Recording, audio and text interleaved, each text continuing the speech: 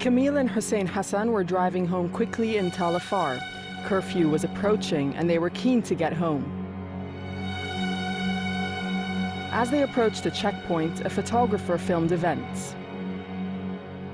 US soldiers suspecting the approaching car opened fire, as the secret files report. A shot was fired at the front tire, but the vehicle did not stop.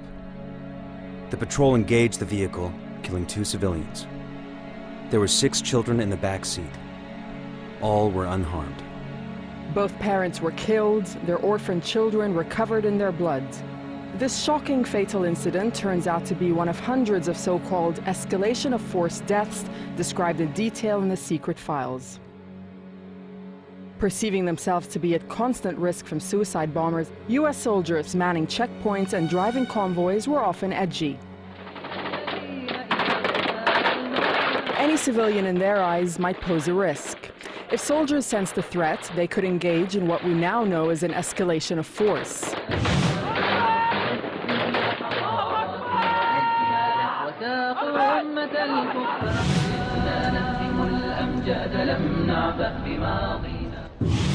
Hand signals, flashing lights, and warning shots were all supposed to be used.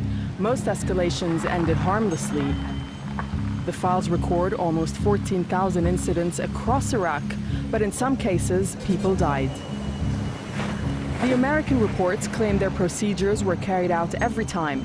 Videos posted on the internet by soldiers suggest a far more cavalier and reckless approach to Iraqi lives by some.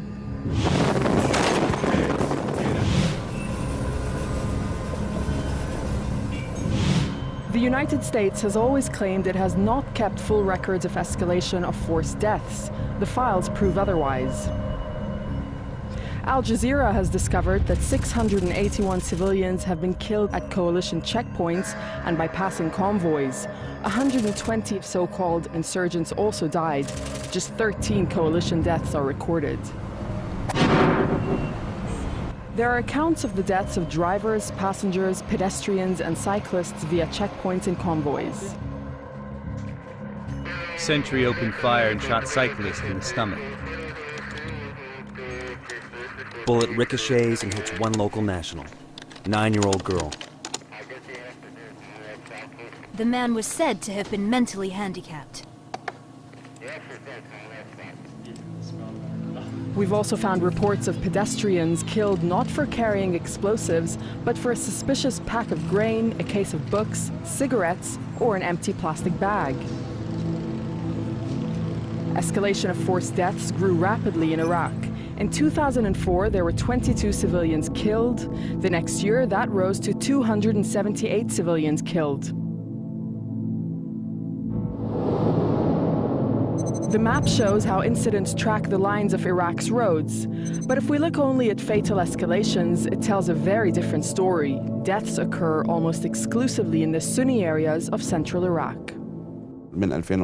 From 2004 onwards, they started shooting with weapons, warning shots up to the sky. But after that, they started shooting civilians. Colonel Al-Sheikhli described to Al Jazeera an incident in one of his police districts. There was a family driving in a car, and the American convoy wanted to overtake them. So the civilian driver became confused. He was an older man, and he didn't know whether to move left or right. And so the car was shot at and burned to the ground with the family inside. In 2006, the US military began to change its rules on escalations of force, worried about the impact of so many civilian deaths. Death rates did drop, but many more were still to die. Confusion or a simple mistake could have deadly consequences. 75-year-old Kakarish Ali Khalid died at a US roadblock in Kirkuk in January 2007. His nephew, Karzan Shirabiani, is a London-based filmmaker. Trying to find out why the Americans killed his uncle, he went to Kirkuk in search of answers. The Americans refused to speak to him about what happened. I was lucky enough to have witnesses. He was shot dead by Americans at a checkpoint. Kakaresh is one of the 681 civilians whose killing is detailed in the secret files.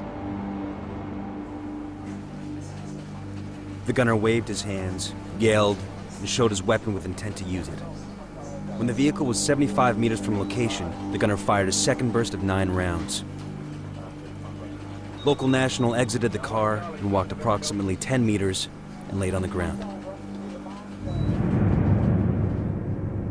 Al Jazeera showed Karzan the coalition report the first time he was able to see the American version of events. It contradicts what witnesses told him about his uncle's death. I just don't need to carry on reading this because this is completely in contrast to the eyewitness. For what they have seen here, it says they have shot 5 shots and the cars carried on moving into their direction, but that is not what the eyewitnesses told me. That the minute they shot the first shot, my uncle stopped and turned the car around and they carried on shooting. He was shot probably with a stray of bullets. I counted myself about 86. For Karzan, the document drives the point that those responsible for escalation of forced deaths must be brought to justice. If we are not responsible now for these killings, tomorrow they will do it again and again and again. Hundreds of families across Iraq should now be able to learn about the days on which their loved ones were gunned down in escalations of force.